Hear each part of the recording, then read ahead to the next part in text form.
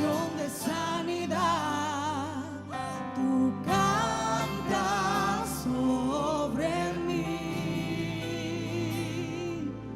Una canción de libertad, una canción de sanidad. Hoy tú cantas sobre mí,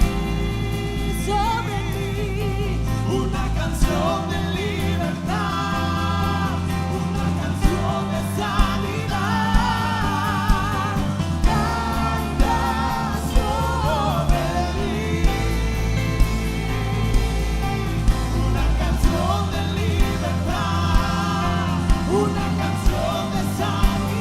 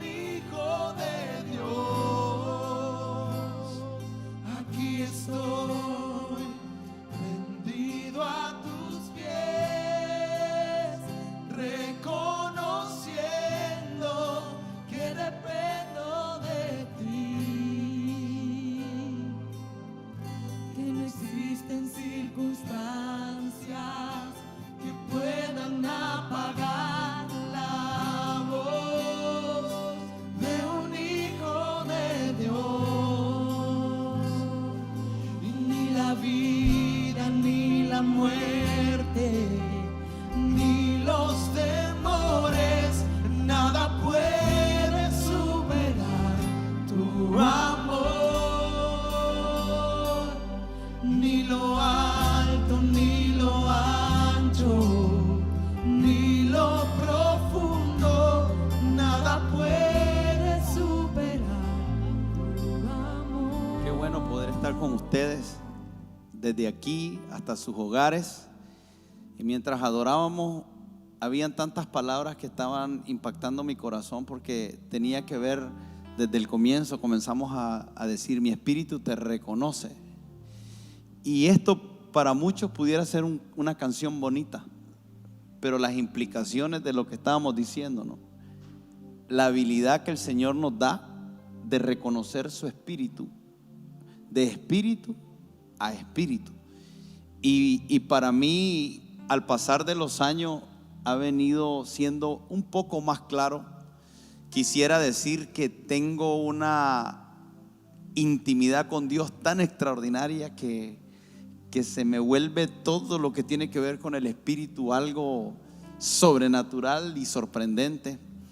Pero la verdad es que, al igual que usted, estamos aprendiendo, estamos siendo entrenados, estamos siendo enseñados. Pero estoy disfrutando más hoy, porque hoy lo conozco un poco más, lo he aprendido a identificar un poco más, he aprendido a comunicarme con Él un poco más, he aprendido a dejarme amar, porque a Él no le falta amor. Lo que pasa es que a veces nosotros no nos dejamos amar. Entonces, cuando decíamos mi espíritu te reconoce, para mí es tan claro eso. Es tan claro cuando estamos orando y reconocemos cómo la atmósfera literalmente cambia. Y eso es uno de los deseos de mi corazón, es que usted ahí desde su casa pueda entrar en una dimensión de intimidad con el Señor, que se vuelva algo fácil de reconocer. Y sé que para muchos ha sido un día largo, muchos venían corriendo a sus casas, muchos tal vez ni les dio oportunidad de cenar y priorizaron el estar sentado ahí frente a su computadora o a su teléfono o al televisor. No sé de qué manera usted está ahí captando la imagen y lo que estamos haciendo desde aquí, pero de cualquier manera quiero felicitarlos y quiero agradecerle el esfuerzo que cada uno de ustedes está haciendo. Hemos tenido mucha información, mucho feedback a través de ustedes de lo que Dios está haciendo en su casa, y créannos que el escuchar lo que está pasando en la casa suya pues nos inspira y nos lleva a creer al Espíritu Santo por más. Y esto no está pasando solo en su casa, está pasando en la mía. El jueves pasado, cuando regresé a mi casa, mi esposa, mis hijas me expresaron lo que ocurrió mientras ellas estaban desde la casa viendo el servicio y tomando un tiempo para adorar. Me hablaban de cómo la unción del Espíritu Santo cayó tan fuerte que una de mis hijas, que no había recibido el bautismo del Espíritu Santo, comenzó a hablar en lengua. Mi hija de 8 años, recién acaba de cumplir 9 ayer. Estaba orando en lenguas y estaban llorando, arrodilladas en la sala.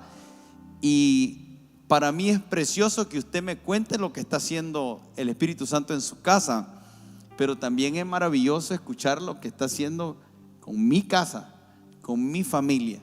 Y es ahí donde entendemos que todos estamos en una posición de aprendizaje. Por eso también adorábamos y decíamos, el Espíritu Santo nos va a enseñar, el Espíritu Santo nos está enseñando. Y quisiera que no pierda no solamente esa expectativa, sino ese enfoque también, el enfoque de tener un hambre y un deseo porque el Espíritu Santo te continúe entrenando y perfeccionando la buena obra en ti. Así que hoy queremos continuar con lo que hemos estado enseñando sobre el libro de Apocalipsis, pero una vez más reafirmarte que a pesar de que estamos hablando de que el Espíritu Santo nos quiere entrenar, creo que también es fundamental que le demos el nivel de importancia a la palabra del Señor. Estos tiempos y los tiempos que vienen a futuro son tiempos donde la mentira se ha incrementado, el engaño se ha incrementado, la información falsa se ha incrementado, y hay una sensación en la humanidad entera: ¿dónde está la verdad? Y hay una sensación de desconfianza: ¿será cierto esto? Y esa desconfianza nos lleva a rehusarnos en algunos momentos a recibir algunos beneficios de aquello que se nos pudiera estar dando como información, pero que la desconfianza nos hace rechazarlo. Entonces, para la iglesia es un tiempo de mucha palabra y de mucha vida del Espíritu Santo. Mucha palabra y mucha vida del Espíritu Santo. El mover del Espíritu Santo va a provocar que cosas sobrenaturales ocurran, que cosas milagrosas ocurran, que cosas que para tu intelecto serán difíciles de explicar. Algunas cosas, como decía Pablo, ni siquiera hay palabras con las que yo pueda describir lo que he experimentado. No tengo palabras para describir lo que vi, lo que oí, pero a la misma vez, en medio de todas esas cosas que vamos a experimentar de forma espiritual, que para usted y para mí es natural, debería de ser lo común, lo de todos los días: escuchar a Dios, ver a Dios operando, permitir que Él nos ministre, que Él en el momento que necesitamos nos edifique, en el momento que necesitamos una exhortación nos exhorte, y en el momento que necesitamos consuelo, que también nos pueda consolar. Debería de ser algo de todos los días. Pero no nos olvidemos que la palabra de Dios dice que la palabra más segura, la palabra infalible, es la palabra de Dios. Y si usted tiene la palabra de Dios, usted estará en un lugar seguro.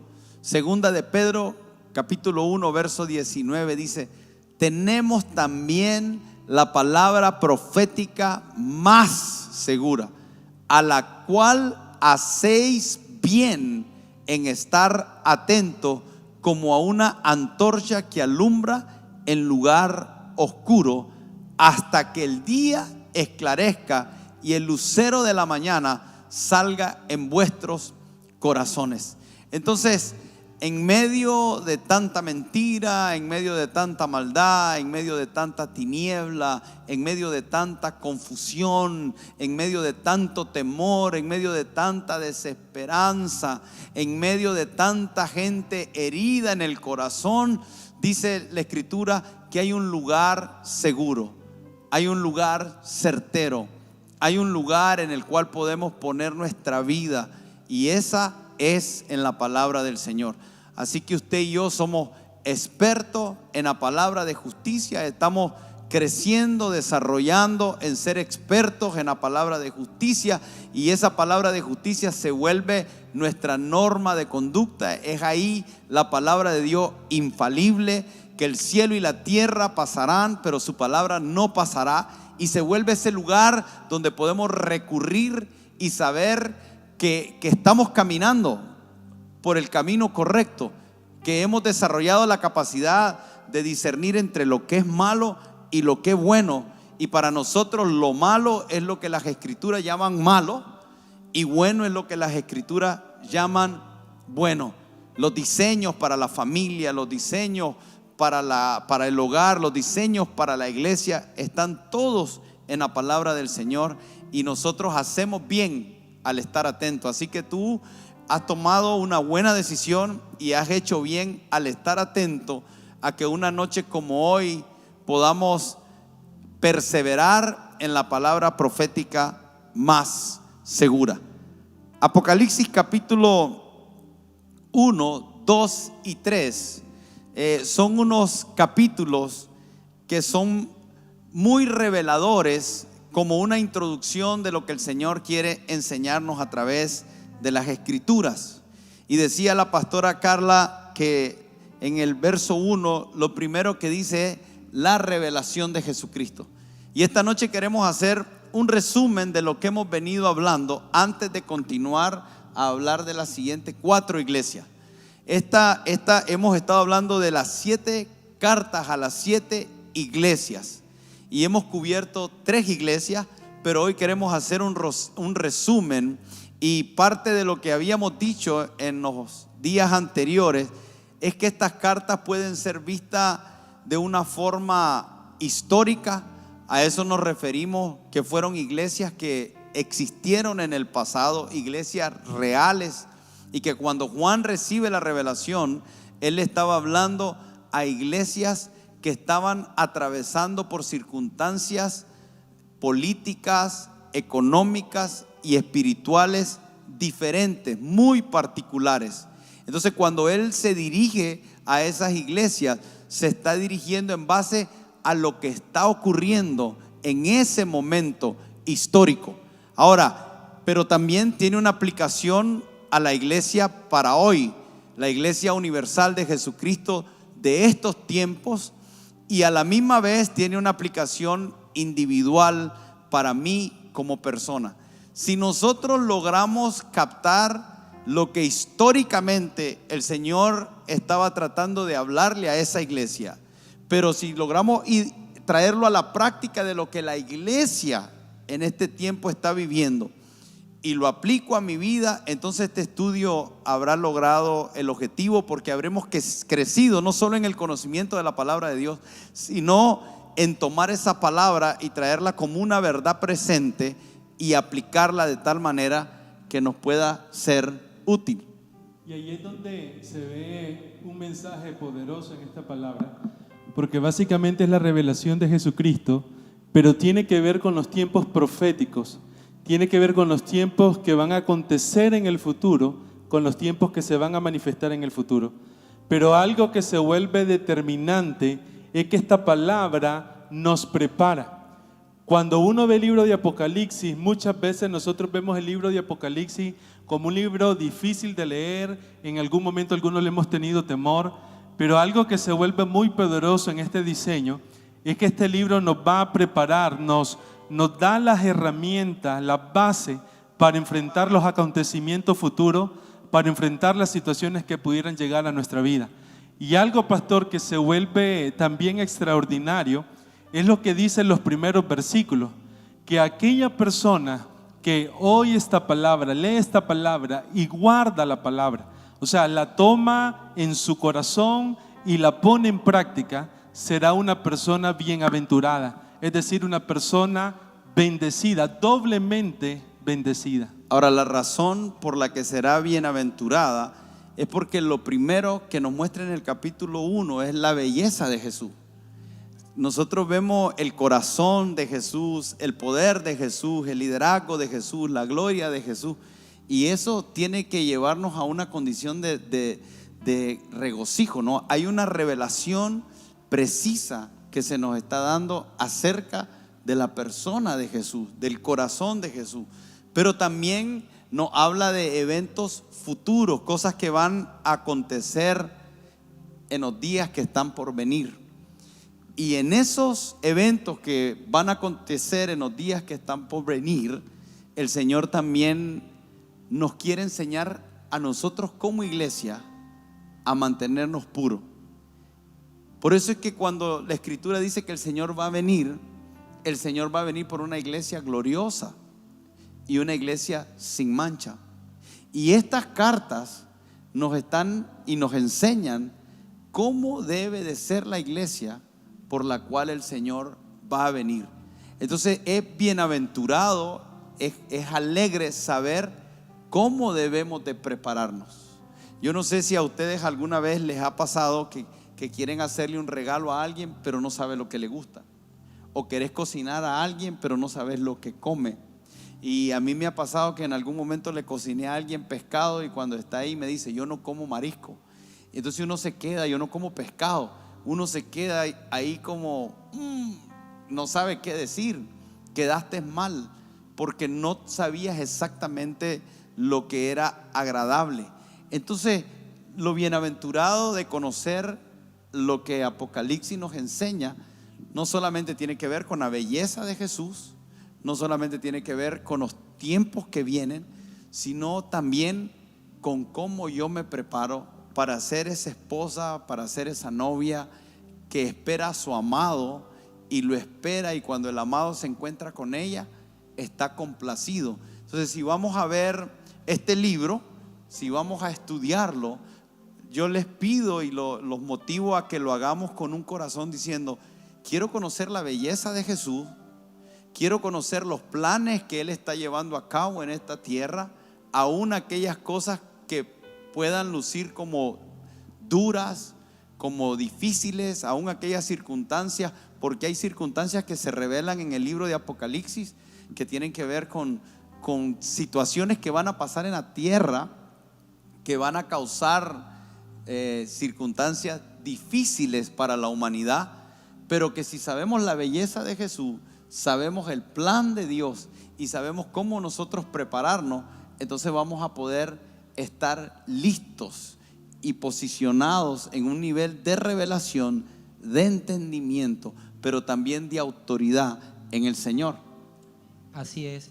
Y es interesante que solo desde que vemos el título, Revelación o Apocalipsis, significa que el objetivo fundamental del libro, que es un libro con un carácter profético, es anticipar, es adelantar a la iglesia en los tiempos para correr el velo. Dios desde la eternidad se encarga de correr el velo a la iglesia para que ella pueda ver en el futuro lo que ha de acontecer. Y de esa manera nos preparamos para todo. Nos preparamos para lo bueno, pero también nos preparamos para lo malo. Nos preparamos para las bendiciones, pero también nos preparamos para las amenazas que como iglesia pudiéramos tener. Y también, como decía el pastor, en un sentido nos ayuda. Cuando leemos un libro como este, se convierte en una inspiración para nosotros, para saber que debemos continuar caminando en la misma dirección, siempre buscando a Dios, porque también una de las cosas que hace es anunciar la venida del Señor. Y entonces cuando leemos el libro de Apocalipsis, más de sentir temor, más de sentir preocupación, deberíamos sentir gozo, porque el Señor de una u otra manera se anticipa corriéndonos la cortina para que nosotros como sus hijos, como su pueblo, podamos tener la certeza que aún nuestro futuro está seguro en sus manos. Ahora, algo que acaba de decir el pastor Arsenio es que también nosotros debemos de tener la aplicación de todo lo que estamos estudiando a nuestra propia vida. Si usted ha estado prestando atención, y creo que así ha sido en los últimos mensajes, y hoy vamos a tratar de iniciar o empezar un resumen de estos mensajes, hay mucha practicidad en lo que hemos estado estudiando de la iglesia de Éfeso, de la iglesia de Esmirna, de la iglesia de Pérgamo. ¿Por qué? Porque si usted lo aplica y lo ve de manera personal, se da cuenta de que hay cosas que todavía necesitamos afinar en nuestra relación con Dios, cosas que todavía Dios está esperando que nosotros mejoremos, pero no desde un punto de vista que nos está ahí criticando o nos está poniendo un dedo en la llaga, sino que Dios espera que nosotros podamos crecer en nuestra relación con Él, en nuestra intimidad y en nuestra comunión con Él. Yo estoy tratando de poner en práctica todo lo que yo estoy aprendiendo. Cuando se habló, por ejemplo, del primer amor, es ahí cuando yo empecé a ver si realmente eso era algo que yo estaba poniendo en práctica en mi vida. Así que yo creo que lo que estamos haciendo en este tiempo como iglesia, de poder ir estudiando cada una de estas cartas, va a ser algo que va a impactar profundamente tu vida, tu relación personal con Dios, pero también tu casa y tu familia. Sí, y vamos a hacer un resumen de lo que hablaba de la primera iglesia, es la iglesia de Éfeso. Ahora, Pablo es quien plantó esta iglesia en su tercer viaje misionero. Algunos creen que es en el año 53 después de Cristo. Pero una de las cosas que es interesante con respecto a la iglesia de Éfeso es que es el lugar donde Pablo pasó más tiempo. En algunos lugares se quedaba 3 meses, en algunos lugares se quedaba 6 meses, se llegó a quedar 1 año.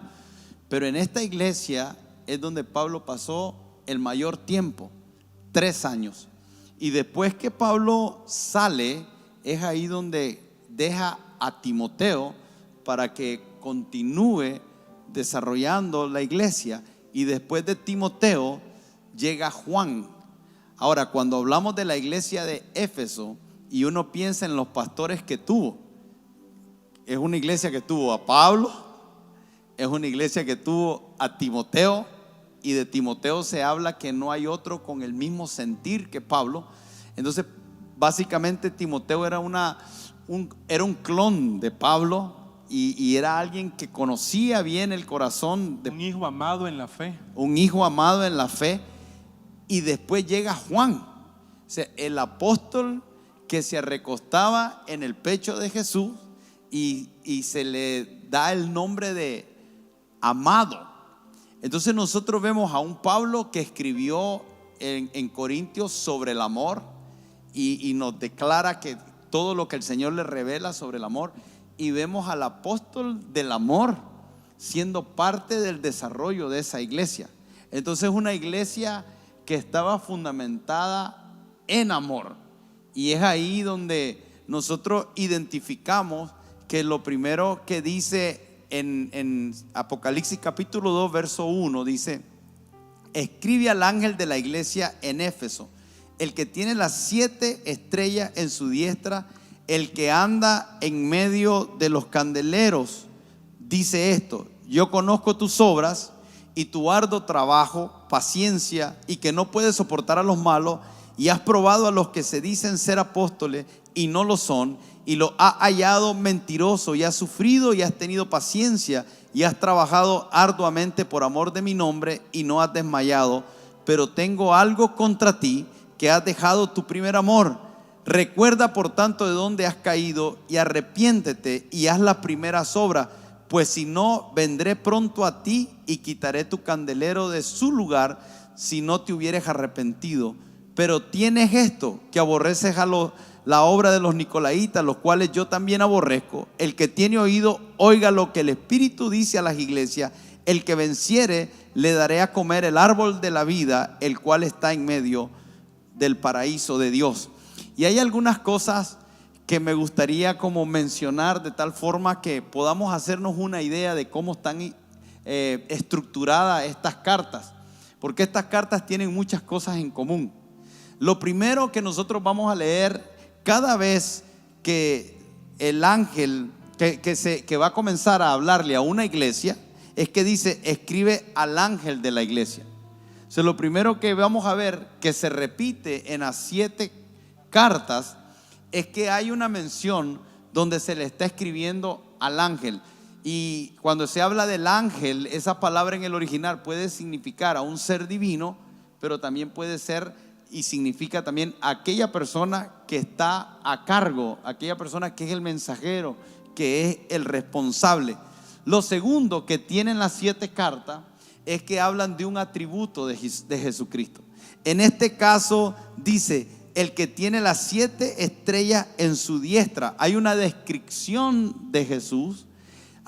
En otras hay un atributo que tiene que ver con Jesús, que en el capítulo siempre 2, cuando se escribe a la iglesia de Esmirna, dice: escribe al ángel de la iglesia en Esmirna, el primero y el postrero, el que estuvo muerto y vivió, refiriéndose a Jesús. Y en la tercera carta, que es la que vamos a ver aquí también, se dice: el que tiene la espada aguda de 2 filos, dice esto. Entonces vemos al que estuvo muerto y vive, el que tiene la espada aguda, dice esto. Y también habla de aquel que se mueve dentro de las 7 estrellas y se mueve dentro de los 7 candeleros. Eso se está refiriendo a Jesús. Ahora, seguido después de eso, dice: yo conozco tus obras. Y comienza a hablar de las diferentes obras que cada una de las iglesias estaba practicando. Después que dice: yo conozco tus obras, entonces viene el señalamiento de aquello que necesita corregirse. El Señor habla: conozco tus obras, se refiere a todo lo bueno, pero después le dice: pero tengo algo que no estás haciendo, algo que quiero mostrarte. Y después que se muestra, también le dice cómo corregirlo. Entonces, y le da indicaciones específicas. Luego se habla de lo que va a ocurrir si no hay una corrección, si continúa caminando por la misma dirección. Y cierra diciendo que hay una recompensa. Dice: al que venciere. Entonces yo lo que quisiera es que en esta noche podamos hacer un resumen de esa estructura, de tal manera que podamos tener una claridad al acabar esta enseñanza de qué era lo que el Señor estaba tratando de transmitirle a estas 3 iglesias. Cuando nosotros miramos primeramente la iglesia de Éfeso, que es la primera iglesia que trata el Señor, lo primero que podemos ver es que Jesús marca los atributos. En el caso de Éfeso tiene que ver con que los atributos de Jesús tiene que ver con que Él tiene las 7 estrellas en su mano y se pasea por el candelero. Que tiene que ver, el candelero tiene que ver con las iglesias y las 7 estrellas tiene que ver con las manos que están sujetas, con los pastores que están sujetos en sus manos. Pero posterior a eso, Jesús comienza a hablar y a declarar que Él conoce sus obras y comienza a marcar primeramente para Éfeso todas aquellas cosas que estaban marcando un buen accionar de esta iglesia. Ellos eran personas que se habían esforzado mucho, un arduo trabajo, eran personas que habían sido pacientes, eran personas que se habían puesto firmes contra la falsa doctrina, contra los falsos maestros, eran personas que habían perseverado, aún como decíamos al principio, en tiempos complicados, hasta llegar a la confrontación, que la confrontación para Éfeso fue: has dejado tu primer amor. Cuando usted estaba hablando acerca de cómo Jesucristo se revela a cada iglesia, podemos observar de que está alineado con la necesidad que está viviendo la iglesia. Entonces yo sentía fuerte en mi corazón de que ya Dios mandó la provisión para este tiempo. Y me gustó cuando el pastor mencionaba de cómo la iglesia de Éfeso fue preparada por líderes que ministraban, enseñaban, tenían la revelación del amor, pero en un momento se extraviaron. Entonces pude observar cómo anticipadamente ya Dios había provisto para el tiempo que le había tocado vivir a Éfeso en ese tiempo, que se habían dejado llevar por hacer aquella obra visible, descuidando lo interno, el primer amor. Entonces yo creo que hay que conocer en este tiempo cómo Dios está revelando a nuestra vida y te vas a encontrar con la respuesta a tu necesidad. Cuando llegamos a la iglesia de Esmirna y encontramos la condición de lo que está pasando, es una panorámica diferente, porque en el caso de Esmirna, lo que ellos estaban viviendo, Jesús se revela como el primero, como el postrero, como el que estaba muerto y vivió, pero la panorámica era diferente, porque lo que estaba viviendo la iglesia de Esmirna tenía que ver con un temor hacia la persecución, con un temor específicamente hacia la muerte. Y es ahí donde Jesús entra y comienza a revelarle a Juan acerca de cómo ellos podían alcanzar una recompensa que estaba ligada precisamente a vencer ese temor, a vencer el temor de la segunda muerte. Y después llegamos a lo que es la iglesia de Pérgamo, que ahí Jesús se revela de una manera diferente. Jesús se revela como el que tiene la espada de doble filo, pero se revela en una iglesia cuyo ámbito, la iglesia estaba situada, la Escritura dice que estaba situada en un lugar que se conoce como el trono de Satanás, un lugar donde había una influencia de todo el ámbito espiritual que nace del robar, del hurtar, que nace de todo el ámbito espiritual que el enemigo Satanás quiere establecer, pero que fue una iglesia. Se reconoce de esta iglesia como una iglesia que guardó su fe y que guardó el nombre de Jesús aún en tiempos que eran muy difíciles. Y después Jesús le habla acerca de algo que tenía en contra de Pérgamo, que era que se había introducido una falsa doctrina de Balaam y la falsa doctrina de los nicolaitas. Sí, quisiera si podemos verlo, si usted tiene su Biblia allá en la mano en su casa, ahí en el capítulo 2, quisiera hacer algo con la iglesia de Éfeso para que lo podamos ver, y eso te va a abrir el entendimiento para poder identificar con mayor claridad en esta carta todo lo que el Señor está queriendo mostrar desde el principio hasta el fin, porque a veces podemos leer y no hacer que las cosas se encajen y no entender el espíritu con que se está diciendo. Pero si usted se fija, dice: escribe al ángel, y habla el que tiene las 7 estrellas en su diestra y que anda en medio de los 7 candeleros de oro. Entonces lo primero que está diciendo es que el Señor anda en medio de la iglesia. Ahora usted lo puede interpretar de dos maneras esto. Usted puede interpretarlo como alguien que está llegando a supervisar para ver qué hay malo, y una vez que descubra lo que está mal, entonces simplemente traer una disciplina, traer una corrección, traer un castigo. O puede interpretarlo como alguien que anda en medio porque quiere estar en medio, porque quiere disfrutar de su iglesia, porque quiere que su iglesia disfrute de él.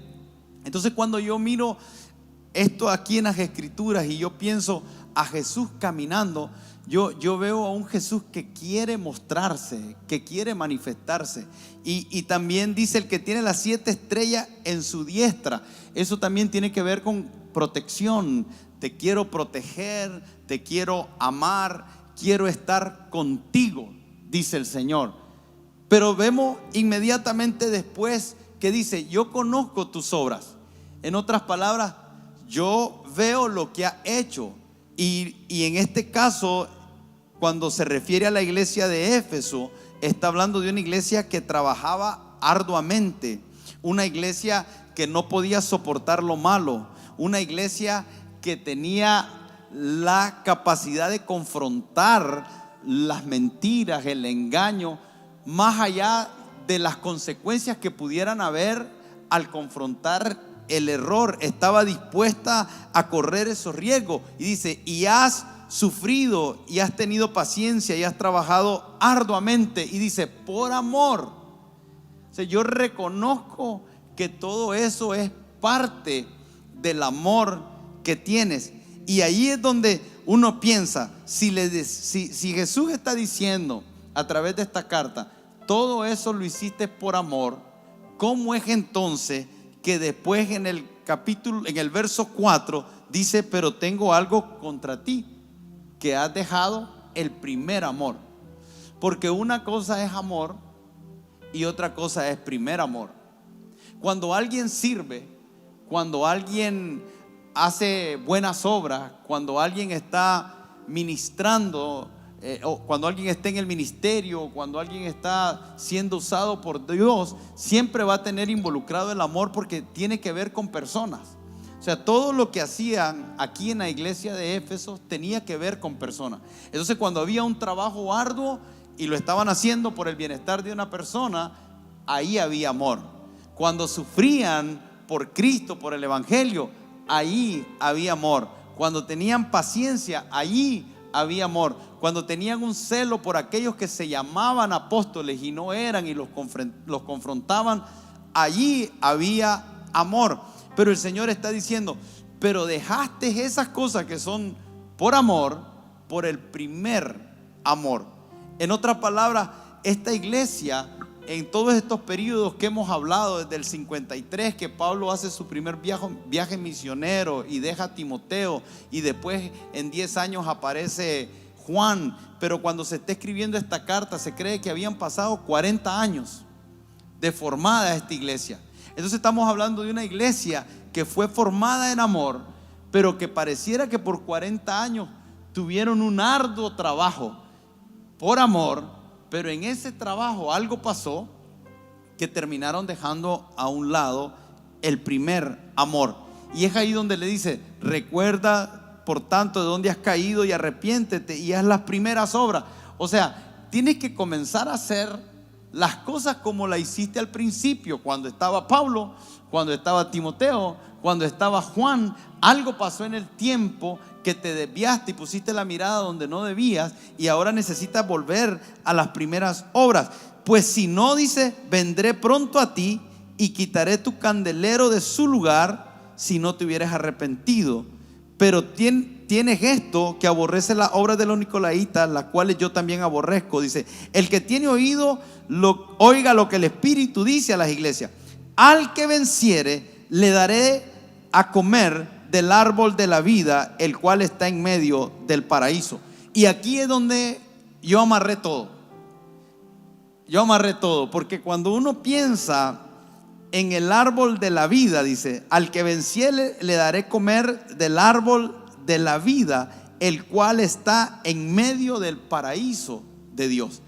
Y si nos vamos al paraíso y nos vamos al principio y nos vamos a Génesis, ¿qué es lo que había en el huerto?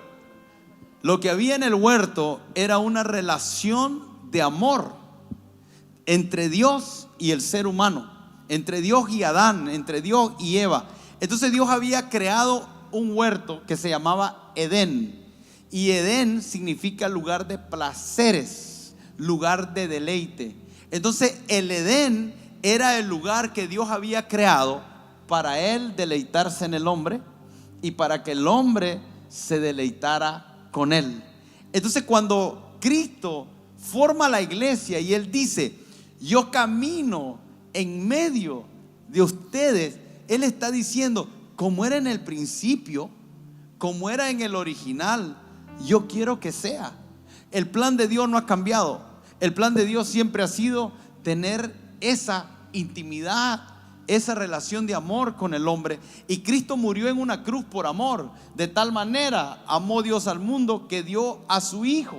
Lo dio por amor. Ahora Cristo murió y resucitó, y Él en nosotros es la esperanza de gloria.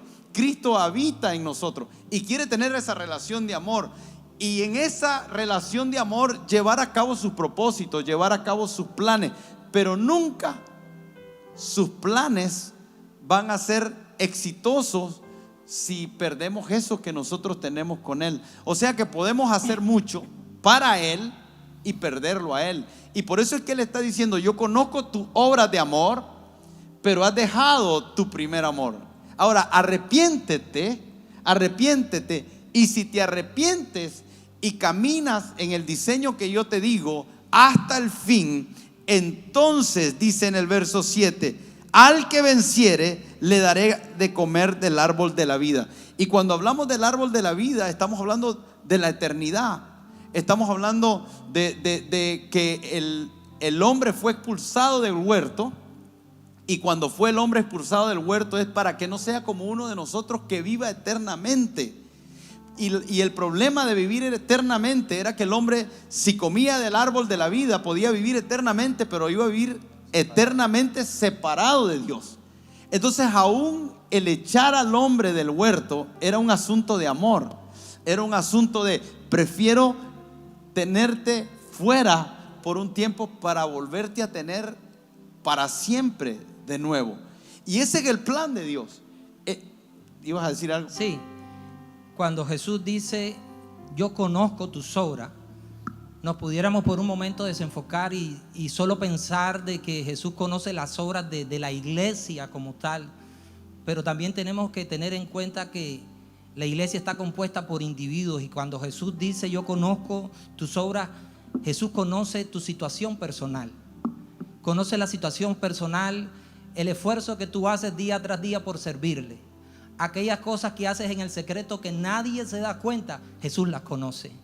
Aquellas cosas que tú haces y te gustaría que alguien te dé un reconocimiento, pero nadie nunca te da el reconocimiento. Jesús te dice esta noche: yo conozco tus obras, tu obra de amor, tu sacrificio, tu pasión. Cuando haces las cosas aún cuando nadie te está viendo, cuando no andas buscando recompensa, cuando no andas buscando aplausos, cuando no andas yo conozco todo aquello. Hoy en el presente, hoy Jesús continúa hablando a todas aquellas personas que, como esta iglesia, han tenido un arduo trabajo, han sido fieles, se han esforzado. Jesús le dice: yo conozco tus obras. Pero cuando Él dice: has perdido el primer amor, eso significa que nadie puede perder algo que primero no haya tenido. O sea, esta iglesia primeramente tuvo amor.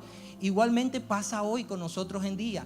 Arrancamos emocionados, arrancamos enamorados, y en el tiempo perdemos de vista que lo que nos motivó, el centro de nuestra motivación, era el amor. Después pasamos a deseos personales, después pasamos a reconocimiento, y en el tiempo vamos perdiendo ese amor, lo cual el Señor quiere que lo recuperemos. La pregunta es, cuando Él dice: al que venciere le daré de comer del árbol de la vida. Yo me preguntaba hoy, yo decía: Adán pudo haber sido un vencedor. El haber convertido a Adán en un vencedor solo hubiese sido que él se hubiese abstenido de la tentación de comer del árbol del conocimiento del bien y el mal. Si él no hubiese comido del árbol del conocimiento del bien y del mal, Adán hubiese sido un vencedor y hubiese podido comer del árbol de la vida. Lo que quiere decir que todos aquellos que se abstengan de cosas que tal vez pudieran, que sabemos que son cosas que Dios por amor nos dice no la haga, eso nos convertirá en un vencedor. Pero mira qué interesante lo que acabas de decir, porque acabas de decir, Adán se hubiese convertido, y no es mi intención corregirte, pero él era un vencedor. O sea, Adán era un vencedor. Por el contrario de convertirse, él tenía que permanecer siendo un vencedor. Entonces nosotros tenemos una condición de vencedores hoy, porque las escrituras dicen que somos más que vencedores en Cristo. Él es el vencedor, y aquellos que estamos en Cristo somos más que vencedores. Ahora, somos más que vencedores porque el vencedor tiene que competir, el vencedor tiene que correr un riesgo, el vencedor tiene que obtener la victoria para que lo llamen vencedor. Nosotros no corrimos ningún riesgo, no hicimos ningún sacrificio y no tuvimos nada más que recibir los méritos de Cristo.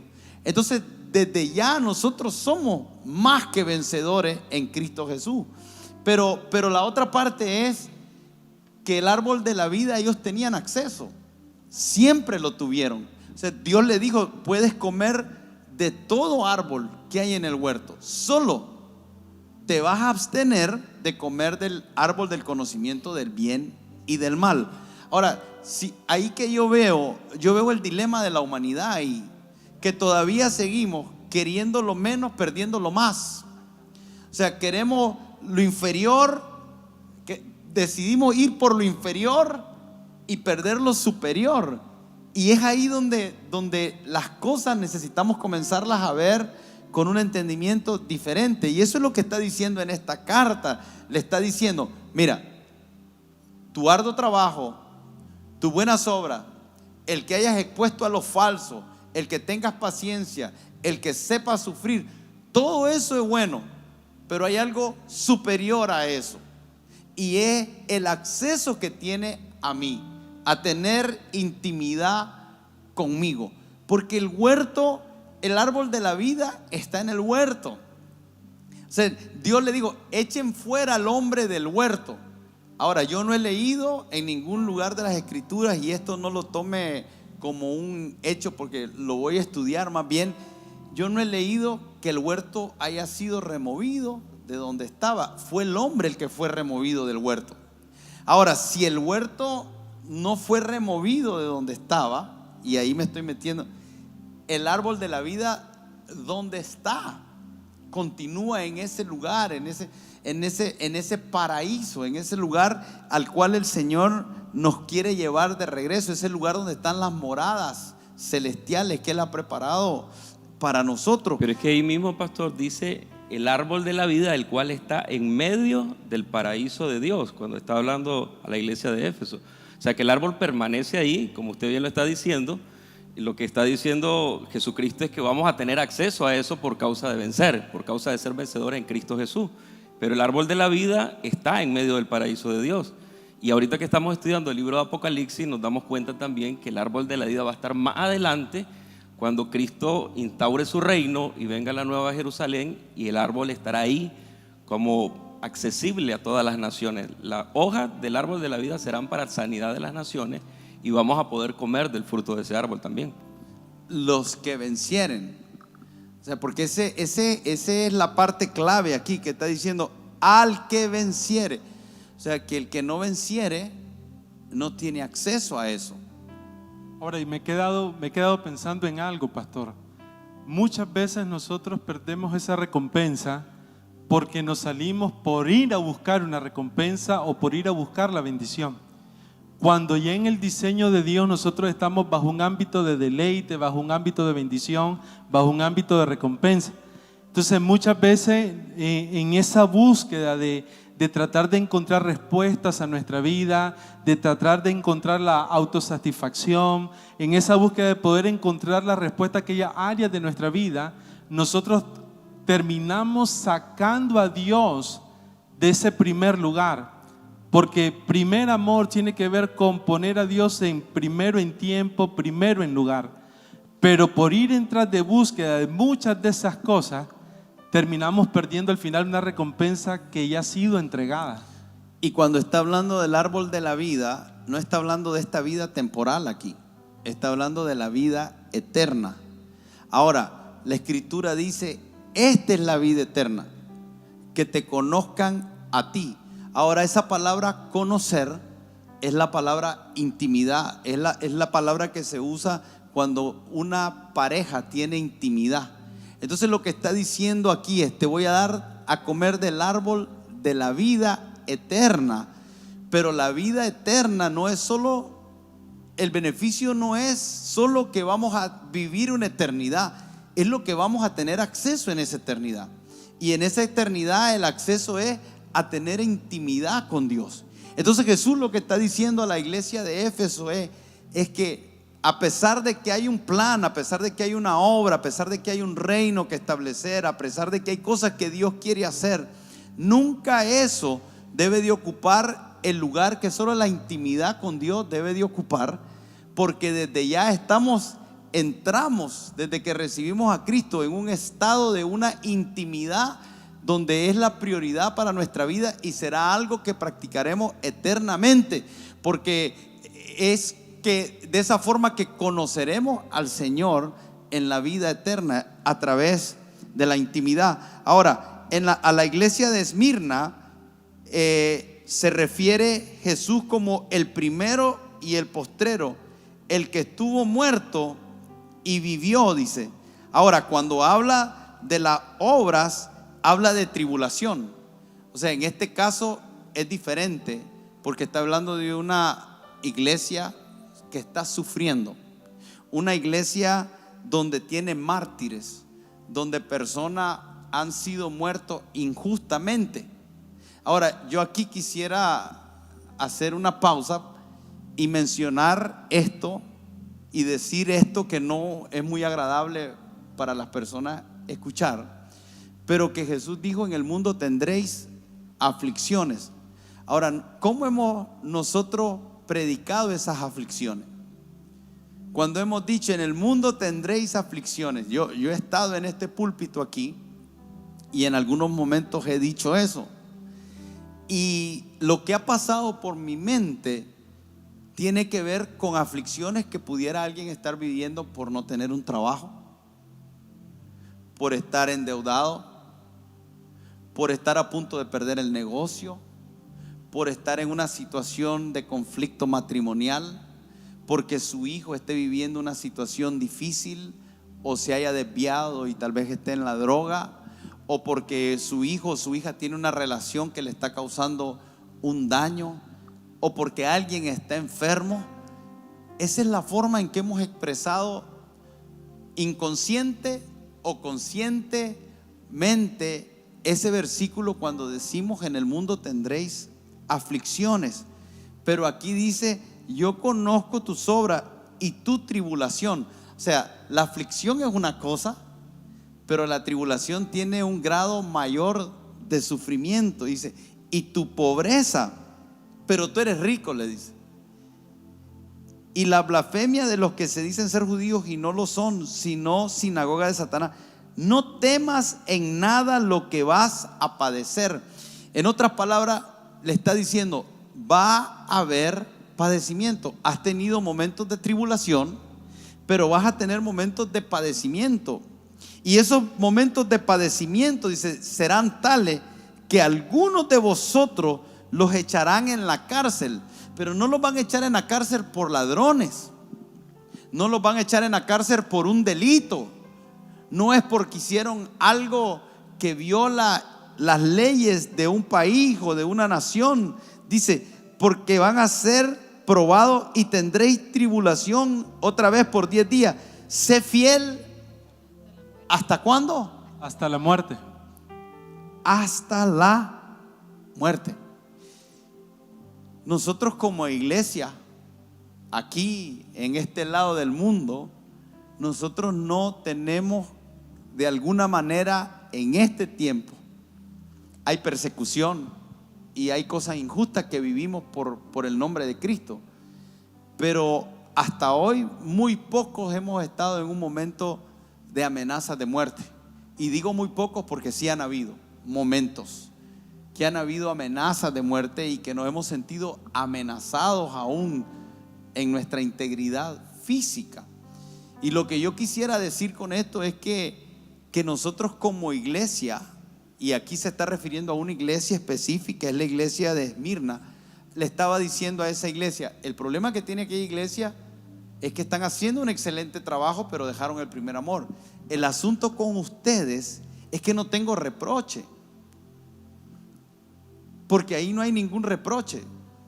Es una de las dos iglesias que el Señor no le reprocha nada. O sea, no estaban haciendo nada malo.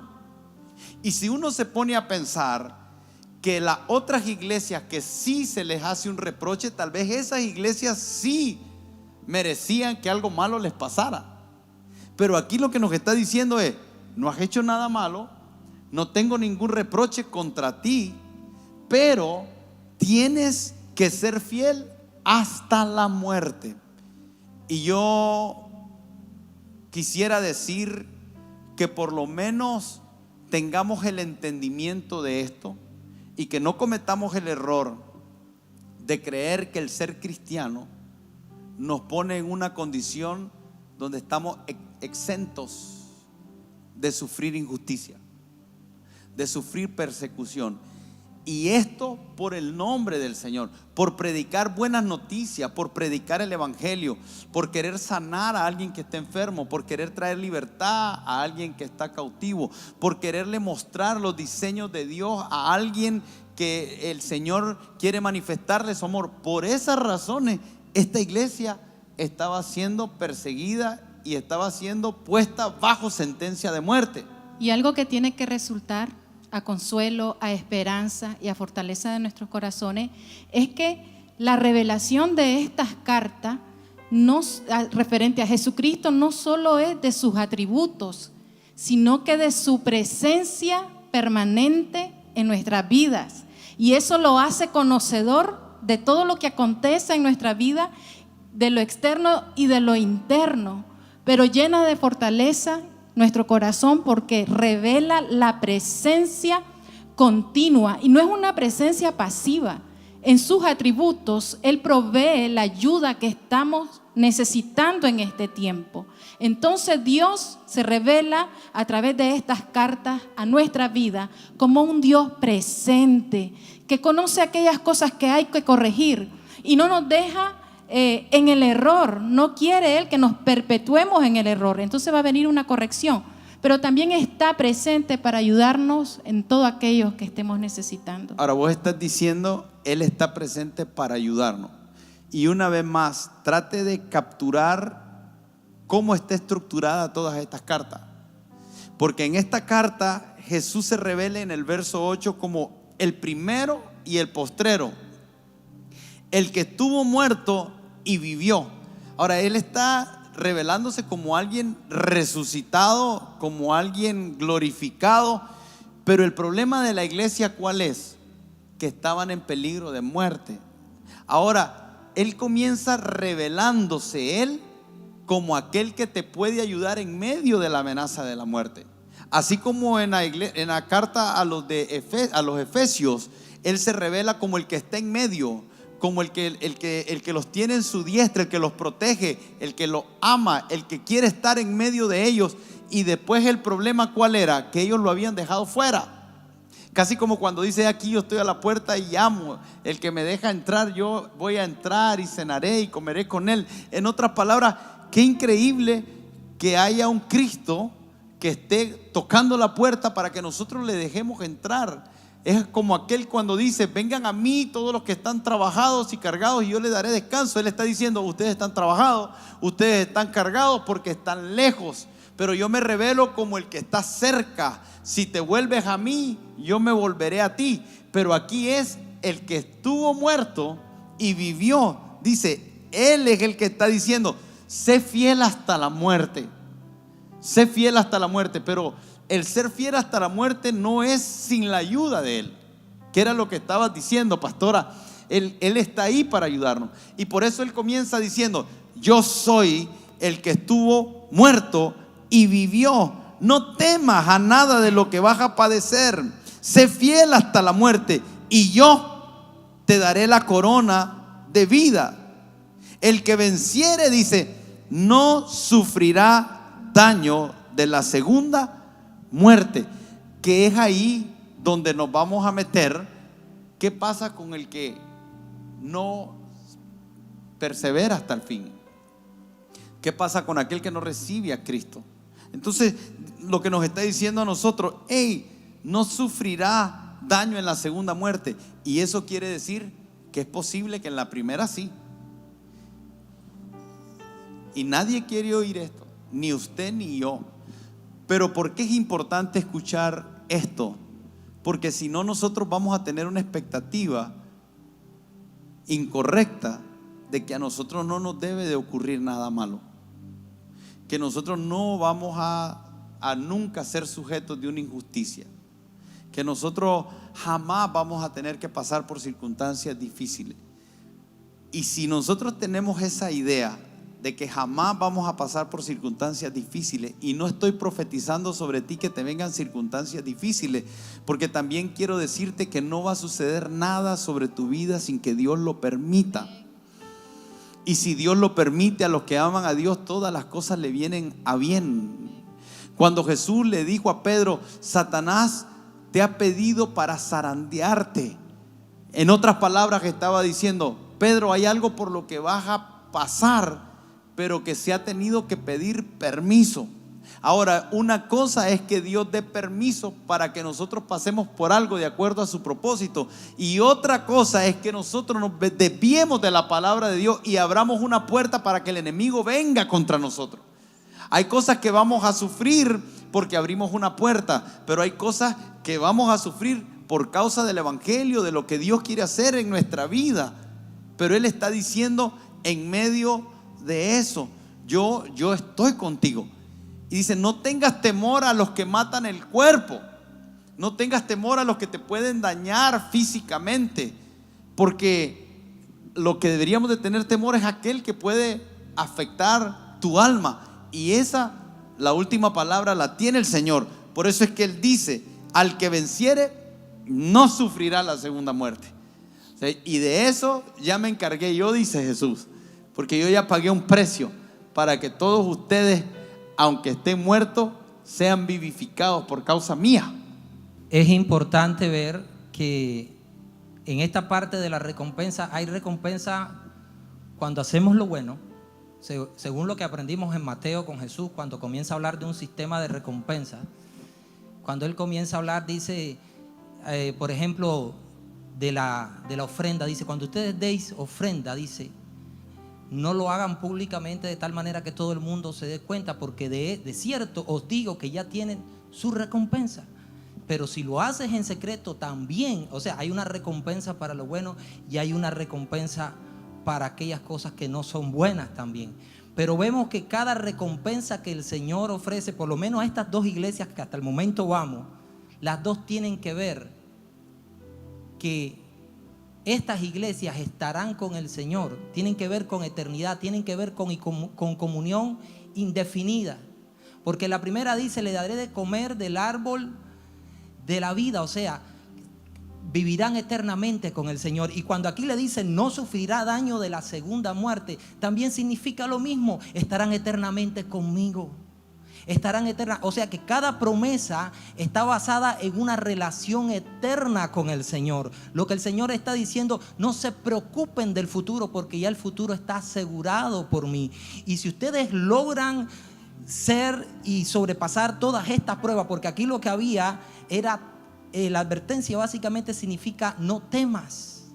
No temas, ¿por qué? Porque el temor lo que provoca en nosotros muchas veces es incredulidad.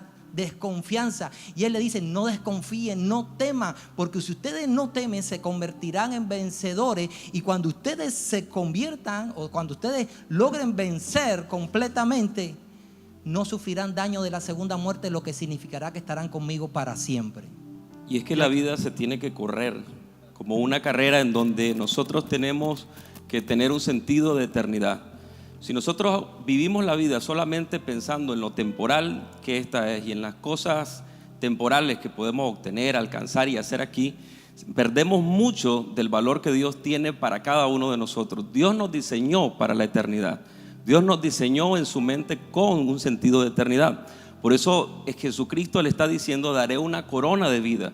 Y en 1 Corintios capítulo 9, 25 dice, todo aquel que lucha, de todo se abstiene. Ellos a la verdad para recibir una corona corruptible, pero nosotros, y eso somos usted y yo, todos nosotros, una incorruptible.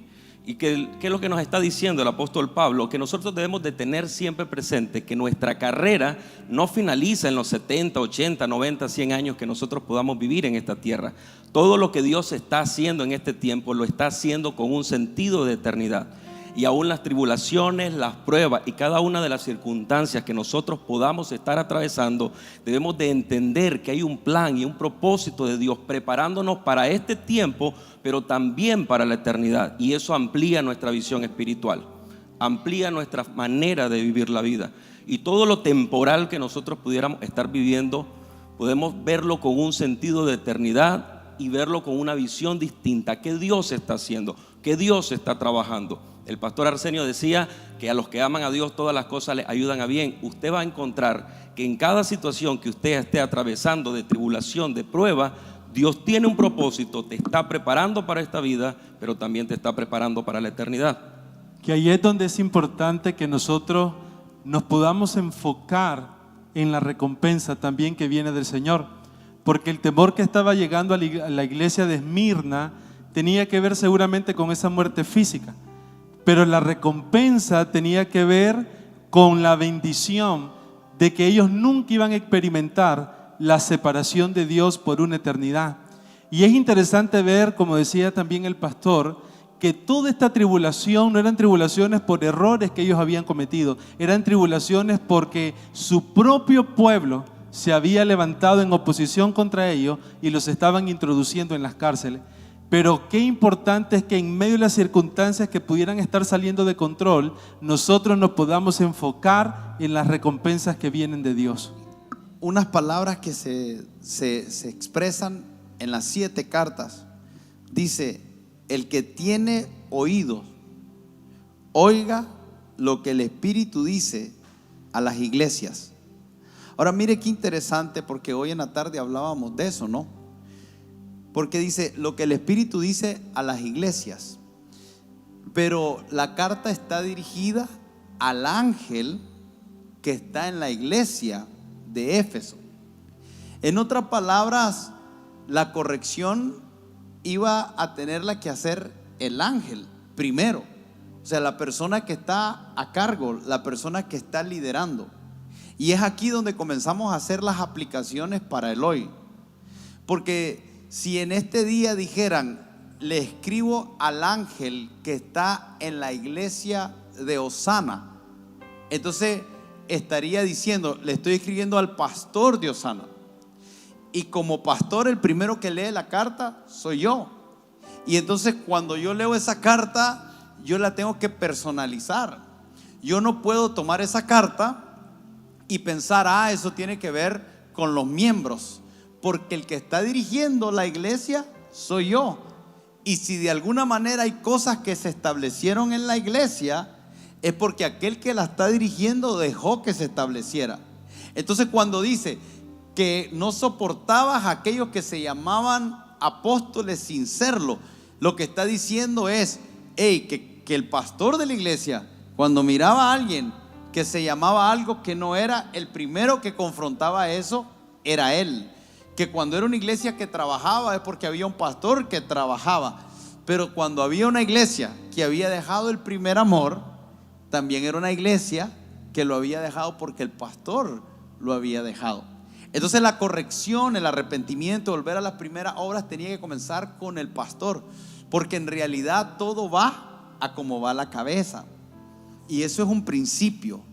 Pero ese principio también se aplica a una nación. Si la nación se tiene que arrepentir de algo, los primeros que tienen que arrepentirse son los gobernantes también.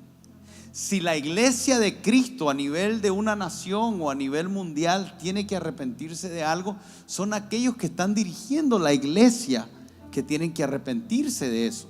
Entonces, si hablamos del cuerpo pastoral de Nicaragua, si la iglesia tiene que generar cambios, o sea, los primeros en arrepentirnos tenemos que ser nosotros los pastores. Entonces, cuando nosotros estamos leyendo esta carta, esta es una carta que está escrita hace mucho y que tal vez hoy yo la estoy predicando, pero creo que es una carta que nos debería llevar a reflexionar como iglesia, no solamente en este tiempo, sino cada cierto tiempo estar evaluando qué de lo que se señala ahí que se ha hecho incorrecto se ha querido meter a la iglesia, qué hemos permitido que entre y cómo debemos en este tiempo de asumir la responsabilidad y echar eso afuera.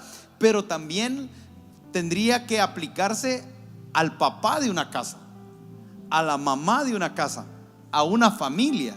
Y eso es lo lindo de tomar las escrituras que contienen vida, que el Señor, a pesar de que esto está escrito hace muchos años, las escrituras tienen vida en sí mismo, tienen principios que son aplicables a través de las diferentes temporadas. O sea, lo mismo que hoy el Señor llama bueno, lo llamaba bueno hace 3000 años. Lo mismo que el Señor llama malo hoy, lo llamaba mal hace 2000 años. Entonces el Señor tiene la habilidad de permanecer. Él no cambia, Él es el mismo. Entonces nosotros somos los que tenemos que tomar lo que Él nos está diciendo y adaptarnos a Él y a su diseño. Entonces tú como papá y tú como mamá tienes que saber que la casa va a ir como tú vas. Nosotros reproducimos en realidad lo que somos. Nuestros hijos en un gran porcentaje son el resultado de lo que han visto en nosotros, de los buenos ejemplos y de los malos ejemplos. De aquellas cosas que toleramos jamás vamos a cambiar. O sea, hay hogares que están viviendo situaciones difíciles, complicadas, situaciones incómodas, pero que las han tolerado y han permitido que se establezcan y no están haciendo nada para cambiarlo. Entonces lo que está diciendo el Señor es: yo camino en medio de la iglesia y yo veo la condición, pero el problema es que ustedes están tolerando a Jezabel, están tolerando la doctrina de los nicolaitas, están tolerando la doctrina de Balaán, han permitido que la inmoralidad sexual entre a la casa, han permitido que la idolatría entre a la casa, han permitido que falsas enseñanzas entren a la casa. O sea, la casa está en un estado que necesita arrepentimiento, corrección, porque si no hay arrepentimiento, entonces aquellas cosas que el Señor te ha entregado las puedes perder. Y no solo puedes perder cosas para esta temporada, sino que puedes perder cosas que el Señor te quiere entregar para la vida eterna. Entonces le está diciendo: hey, al ángel. Y yo lo que quisiera decirte en esta noche es que cada uno de nosotros asumamos la responsabilidad de aquellas cosas en las cuales tenemos la autoridad para generar los cambios. Que no estemos pidiendo que otros generen cambios por nosotros, sino que reconozcamos cuál es ese ámbito de autoridad que nosotros tenemos y asumamos esa responsabilidad. Pero el Señor también dice ahí: el que tiene oído, oiga lo que el Espíritu dice. Hebreos capítulo 5, el verso 11 dice: acerca de esto tenemos mucho que decir y difícil de explicar. Hay tantas cosas que decir. Hoy hemos dicho tantas cosas. Algunos de ustedes tal vez pensarán, y yo mismo lo pienso: hey, estamos haciendo un repaso. Algunos de ustedes dijeron: no, pastor, ya de eso hablamos hace una semana, o ya ese mensaje me lo sé, o ya me sé la escritura de memoria. Y todo eso está bien, pero la pregunta es: ¿con qué oídos has oído? Porque Él está diciendo: el que tenga oídos, oiga. Y preste atención lo que le voy a decir, porque Jesús hizo muchos llamados de atención. Pero uno de los llamados de atención que se repitió más es cuando Jesús se dirigía a la gente y después que les enseñaba una verdad le decía: el que tenga oídos, oiga. Y no se estaba refiriendo a personas sordas espiritual. Esto lo va a ver repetido en las 7 cartas y lo va a ver repetido en el Evangelio y va a ver repetido en el Antiguo Testamento cuando le dice: ustedes son tardos para oír. Son personas que se han endurecido y no se han abierto. Entonces está diciendo: hay algo que es importante, no solo oír, sino oír con oídos espirituales. Y el autor de Hebreos les reprocha, dice: yo tengo tantas cosas que decirle. Y creo que el Señor tiene tantas cosas que decirnos. A veces nosotros estamos diciendo: Señor, háblame, y el Señor está diciendo: te estoy hablando y te estoy explicando. Pero se volvió difícil de explicar, no porque no se puede explicar, no porque no tenga la sabiduría para explicarlo, no porque no tengo el poder para enseñártelo. O sea, lo difícil es que te volviste tardo para oír. Y ahí surge la pregunta: ¿qué significa tardo para oír? ¿Será que tardo para oír significa que oímos como en un eco? Juan, y la palabra no llega, y allá 2 horas después uno dice: Juan. Entonces, ¿será que tengo un problema yo en el oído? ¿O será que tienes un problema o hay algo que está pasando?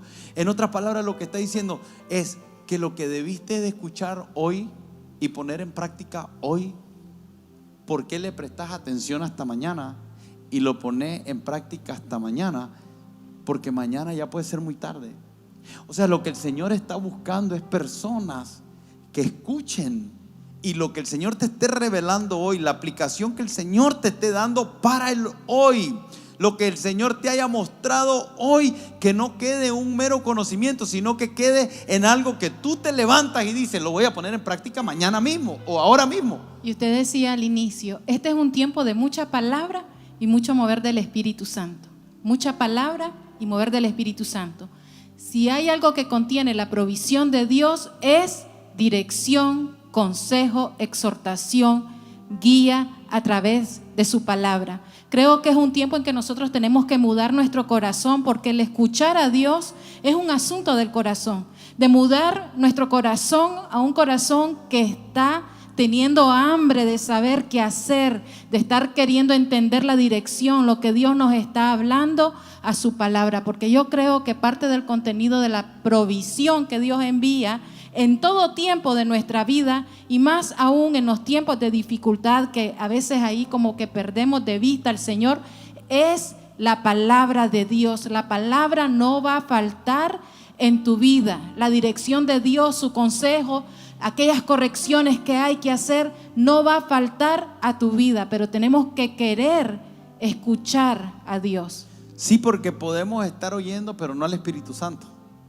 Estamos oyendo filosofías huecas, estamos oyendo explicaciones seculares, que la palabra secular significa un siglo sin Dios. Entonces nosotros tenemos oído para las noticias, tenemos oído para lo que dice la vecina, tenemos oído para lo que dice el Miami Herald, tenemos oído para lo que dice el Washington Post, tenemos oído para lo que dice aquel noticiero, tenemos oído para lo que dice aquel hombre, tenemos oído para lo que está diciendo la radio, para lo que dice aquella canción, tenemos oído para muchas cosas, pero no tenemos oídos para el Espíritu Santo.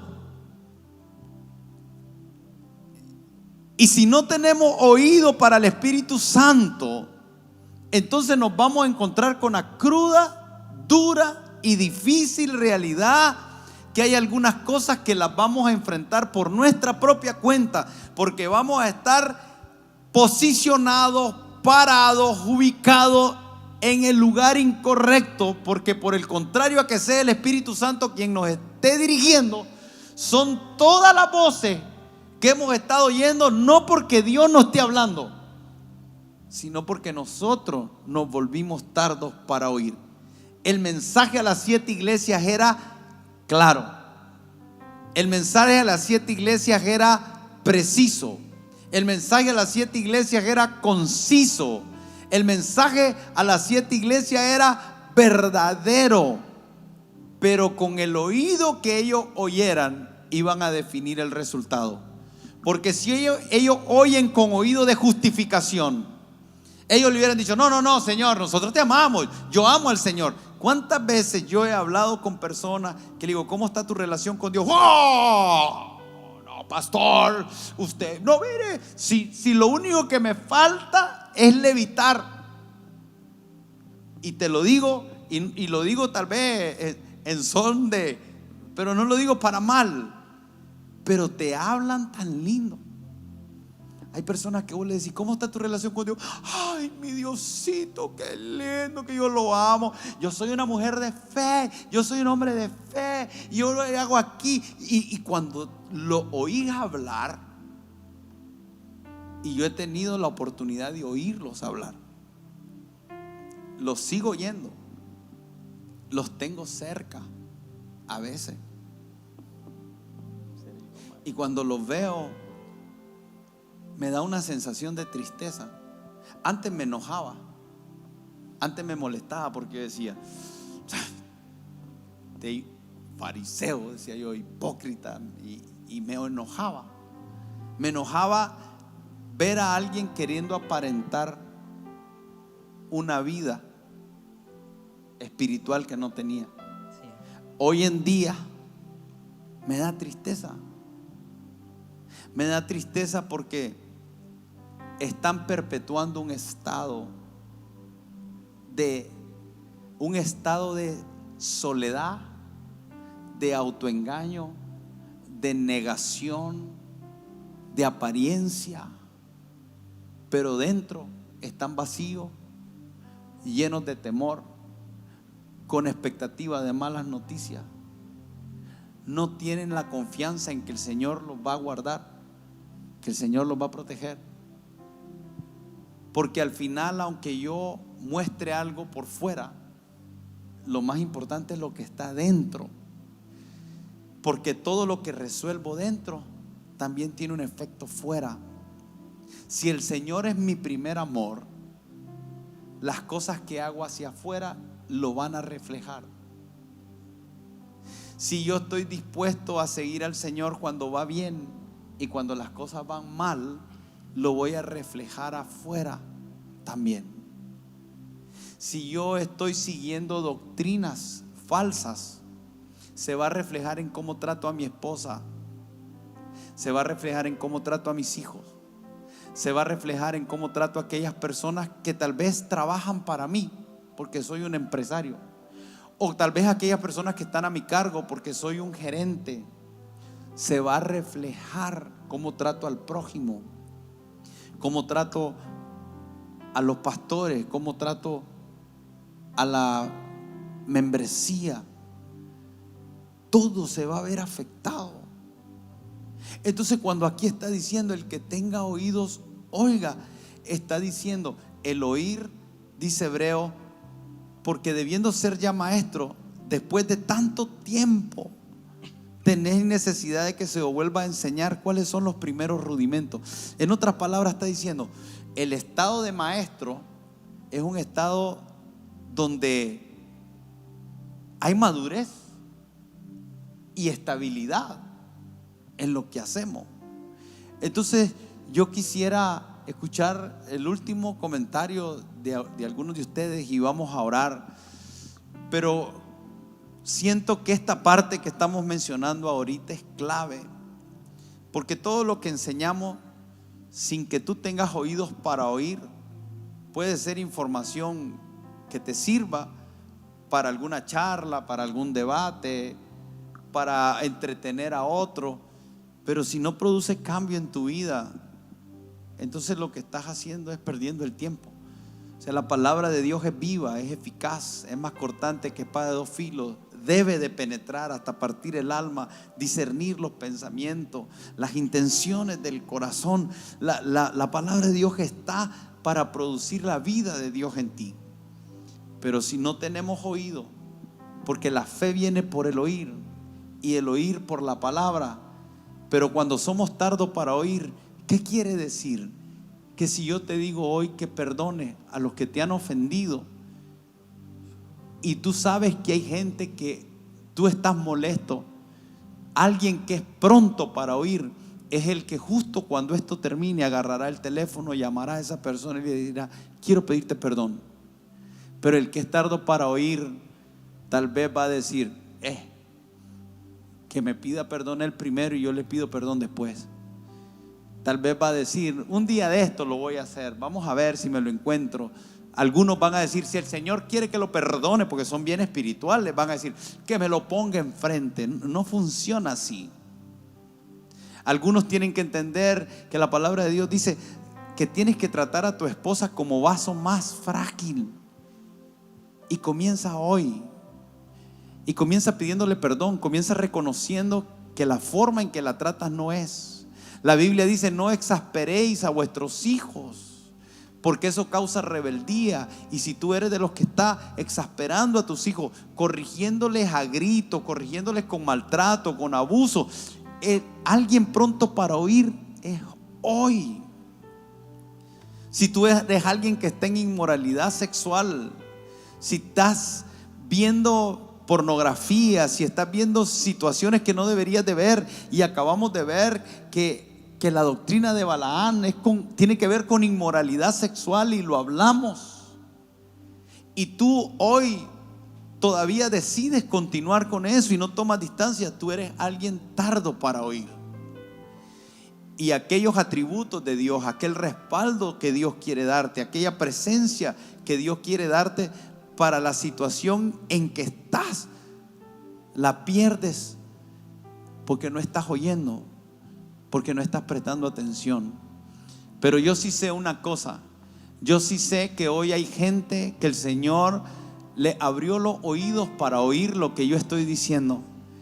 Yo sé que hay gente hoy que en el pasado se equivocó y se volvieron oidores y no hacedores de la palabra, pero yo sé que hay una unción del Espíritu Santo que ha sido desatada para una temporada como esta, para convencernos de justicia, de pecado y de juicio. Y yo estoy seguro que el Espíritu Santo está en los hogares, está en la sala, está en los cuartos, está en los patios, en todos esos lugares donde están viéndonos, y el Espíritu Santo te está redarguyendo, te está haciendo ver, y es como un estado de entrar en sí, como aquel hijo pródigo que estando en medio de los cerdos dijo: en la casa de mi padre. Creo que hay una temporada en la que el Señor está trayendo un despertar de un grado de inconsciencia, de un grado de adormecimiento, de algo que el enemigo te había tapado los oídos y no podías oír, pero que en esta temporada la misericordia y el amor de Dios te está alcanzando y te está señalando el error, no para traer condenación, no para traer culpabilidad, sino para traer un arrepentimiento que te haga ver lo que Él tiene preparado para ti en esta vida y en la vida venidera. Dice: el que tiene oídos para oír, que oiga lo que el Espíritu dice. La pregunta es: ¿quiénes son aquellos que tienen la capacidad de poder escuchar lo que el Espíritu dice? Y son solo aquellos que han establecido una relación continua con el Señor, para que sus oídos hayan podido ser habilitados y puedan escuchar con claridad la voz del Señor. En Isaías 50 lo deja muy claro. En el versículo 4 dice: Jehová el Señor me dio lengua de sabio para saber hablar palabras al cansado. Despertará mañana tras mañana. Escuche bien cómo es. Continuamente Dios nos hablará. Continuamente Dios querrá hablarlo, pero nuestros oídos se irán abriendo a medida que nosotros prestamos atención a sus palabras. Dice: mañana tras mañana despertarás mi oído para que oiga como los sabios. Jehová el Señor abrió el oído y no fui rebelde ni me volví atrás. Yo oro en esta noche para que el Señor abra tus oídos espirituales, que mañana tras mañana el Señor te hable de tal manera que tú puedas escuchar, que tú puedas percibir y entender cuál es la dirección que el Señor quiere traer a tu casa, tu vida, tu familia, tu negocio. Que el Señor pueda ponerte como una dirección a través de las palabras que tú mañana tras mañana oyes lo que el Espíritu te dice. En Juan 10 dice la palabra de Dios: mis ovejas oyen mi voz y me siguen. Nuestra capacidad de poder escuchar la voz de Dios, la voz de Jesucristo, va a estar muy estrechamente relacionado con nuestra relación con Él. Por eso es importante todo lo que hemos hablado en esta noche, nuestro primer amor, nuestra intimidad, nuestra relación, porque cuanto más nosotros estemos bien en nuestra relación con el Señor, vamos a poder escuchar su voz. Cuando nuestra relación con Él está afectada por cualquiera de las cosas que hoy hablamos, la capacidad de poder escucharlo en el Espíritu va a ir menguando, vamos a ir apagando el Espíritu, vamos a ir contristando el Espíritu. Por eso es importante en este tiempo revisar nuestra relación con Él, afianzar nuestra comunión con el Señor, cuidar nuestro primer amor, porque eso va a permitir que nosotros podamos escuchar siempre la voz de Dios. El padre que ama no solo va a afirmar al hijo, también lo va a corregir. Y Dios es nuestro Padre. Formemos en nosotros, con ayuda de Él, ese corazón que va a escuchar su afirmación como Padre, pero también que va a abrir nuestro corazón a Él para escuchar toda corrección que por amor Él nos va a decir. Lo que puedo ver en tu casa es que hay una bendición de Dios para ustedes como familia, y lo que creo es que Dios los toma, Dios los bendice, Dios los guarda, y Dios puede encender la mano de Dios, su luz, dentro de cada uno de ustedes como hogares. Quisiera orar por ustedes antes de cerrar. Y la sordera espiritual es lo que produce confusión. Cuando nosotros dejamos de oír a Dios, es cuando entramos en confusión. Y cuando comenzamos a oír a Dios, es cuando todo comienza a tomar claridad. Pero oír a Dios no como los que oyen solamente, sino como los que hacen. Y yo oro para que esta noche el Espíritu Santo pueda traer un espíritu en ti y activar un espíritu en ti de los que oyen y corren rápidamente, que no permiten que el enemigo les robe la palabra, que no permite que el enemigo meta la duda, que no permite que el enemigo los paralice, que no permite que el enemigo los lleve a hacer cálculos, que no permiten que el enemigo trate de conversar, trate de acomodar las cosas como lo hizo Satanás con Eva, que los oídos nuestros se abren al Espíritu Santo, pero se cierran para toda voz que no es la voz de Dios. Yo declaro que tu casa se convierte en un lugar fértil, que en esta hora todo lo que estaba viejo tiene que abandonar tu casa. En el nombre poderoso de Jesús, declaro que viene un tiempo de renovación sobre tu casa, que viene un tiempo de libertad sobre tu casa, que viene un tiempo de un soplo divino sobre tu casa. Será un soplo que renovará tus fuerzas, será un soplo que traerá una nueva pasión, será un soplo que traerá un nuevo ánimo. Y veo personas levantando la mano diciendo: yo quiero eso. Y a ti te digo: recíbelo de manera y de tal forma que vendrán cambios que tú no podrás explicar. Las escrituras dicen que Dios pone el querer como el hacer. Él siempre da el primer paso. Lo único que Él espera de ti es la disposición. Lo único que Él espera de ti es que tú le digas: Señor, heme aquí estoy, Señor. Yo lo quiero, yo lo deseo. Yo quiero ver esos cambios, yo quiero ver esa entrega, yo quiero ver ese renuevo en mí. Y el Señor pondrá el querer como el hacer, el querer como el hacer, el querer como el hacer. Veo padres de familia llamando a sus hijos alrededor de él. Veo un hombre que el hijo estaba cerca y él lo acerca más. Veo familias que se están uniendo, padres que están diciendo: yo voy a ser de los que voy a tener oídos para oír. Porque hay cartas que el Señor escribirá para tu casa. Hay palabras que vendrán para tu casa que serán específicas. Así como el Señor le escribió a la iglesia de Éfeso, escribirá a tu familia. traerá una palabra por el Espíritu Santo para tu familia. Estarás en el Espíritu, como Juan decía, estando yo en el Espíritu. Veo familias que entrarán en una dimensión del Espíritu y el Señor escribirá en vuestros corazones, escribirá la revelación de quién Él es, de lo que Él puede hacer en tu vida, de lo que Él quiere hacer con tu casa. El Señor vendrá y te afirmará en aquellas cosas que has estado haciendo bien. El Señor te dirá: buen siervo fiel, buen siervo fiel. Estoy complacido con esto que has hecho durante todos estos años, de tu caminar conmigo estos años. Estoy complacido porque has perseverado, aún en medio de la dificultad, aún en medio de la adversidad, aún en medio de las injusticias. No me has abandonado, pero hoy quiero llevarte, dice el Señor, a un nuevo nivel, a una nueva dimensión. Y traeré palabras de dirección, traeré palabras de guía, traeré palabras que te darán claridad de cuáles son los nuevos pasos a seguir. Y te estoy dando la habilidad de tener oídos para oír, de tener oídos para oír lo que estoy hablando a tu vida para Él hoy. Ayer ya pasó, lo que dije para ayer ya no es vigente, pero voy a traer una palabra vigente.